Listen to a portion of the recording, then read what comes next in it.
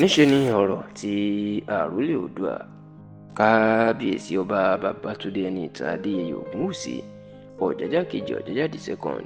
níṣẹ́ ni àwọn ọ̀rọ̀ tí kábíyèsí tí ó sọ nípa ìjọba ààrẹ bọ́lá ahmed tinubu.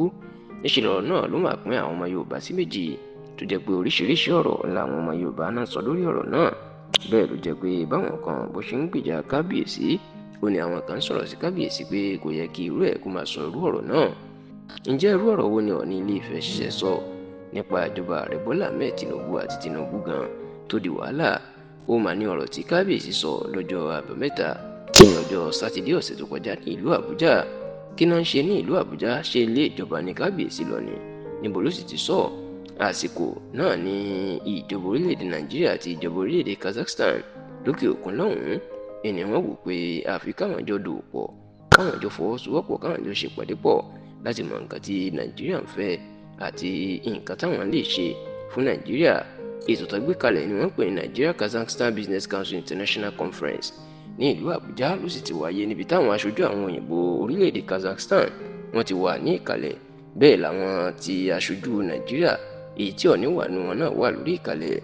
nígbà tí wọ́n pe kábíyèsí láti wá sọ̀rọ̀ ní Ọọ̀ni Ilé-Ifẹ̀, ọ̀jájá kejì jẹ́ kó di mọ̀ wípé gbogbo àwọn ìgbésẹ̀ tí ààrẹ Bọ́lá Ahmed Tinubu ń gbé láti oṣù díẹ̀ sẹ́yìn tó ti gba ìjọba èyí tó ń fa ìnira, ó ní àwọn ìgbésẹ̀ tó gbé náà ó ti ń so èso rere báyìí o, nítorí pé bàbá ní ká wò ó ní ìlú tí ń yàtọ̀ sí dáadáa.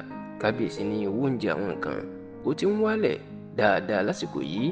kábíyèsí tó ní béèyàn bá tiẹ̀ mọ ohunkóhun, ó ní ọ̀rọ̀ owó ilẹ̀ òkèrè yún dọ́là sí owó náírà tá à ń ná lásìkò yìí. ó ní béèyàn bá mọ ohunkóhun ó yẹ kéèyàn mọ irú eléyìí.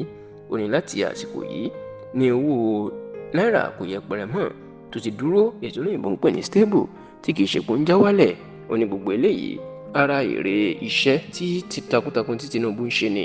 Ọọ̀ni ní bàbá sì wò náà oríṣiríṣi àwọn nǹkan tó wà nílùú ni ó ti ń gba ìyípadà àti àtúnṣe dáadáa, nítorí pé Tinubu ó ti ṣe ọ̀pọ̀lọpọ̀ iṣẹ́ àwọn ọmọ Nàìjíríà ó sì ṣẹ̀ṣẹ̀ ń rí èrè ẹ̀ ni.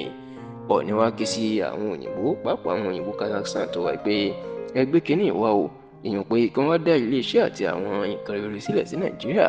oníṣàwọn náà ṣàtìrí pé nǹkan tí ń yàtọ̀ Nàìjíríà, Tinubu ti ń yí ọ̀rọ̀ Nàìjíríà padà sí dáadáa. gbàrà tí Ọọ̀ni sọ̀rọ̀ ẹ̀ láriwo ńlá mà sọ báwọn ọmọlẹ́yìn ààrẹ Bọ́lá Ahmed Tinubu àti olólùfẹ́ bó ṣe ń kan sára sí Ọọ̀ni wípé bàbá dáadáa bó ṣe yẹ kó ṣe náà ló ṣe yẹn.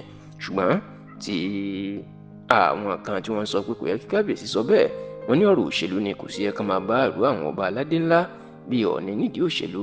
wọ́n ní kí ló ka kábíyèsí nípa kó máa sọ pé nǹkan tí ń wọlẹ̀, wọ́n lè túmọ̀ sí pé kábíyèsí ò súnmọ́ àwọn mẹ̀kúnnù, nítorí pé nǹkan ò tí ì fi bẹ́ẹ̀ ṣẹnu rẹ̀ dáadáa o, tó sì jẹ́ pé ọ̀rọ̀ yìí làwọn èèyàn ń fà mọ́ra wọn lọ́wọ́ lásìkò tá a ṣàkójọpọ̀ ọ̀rọ̀ yìí.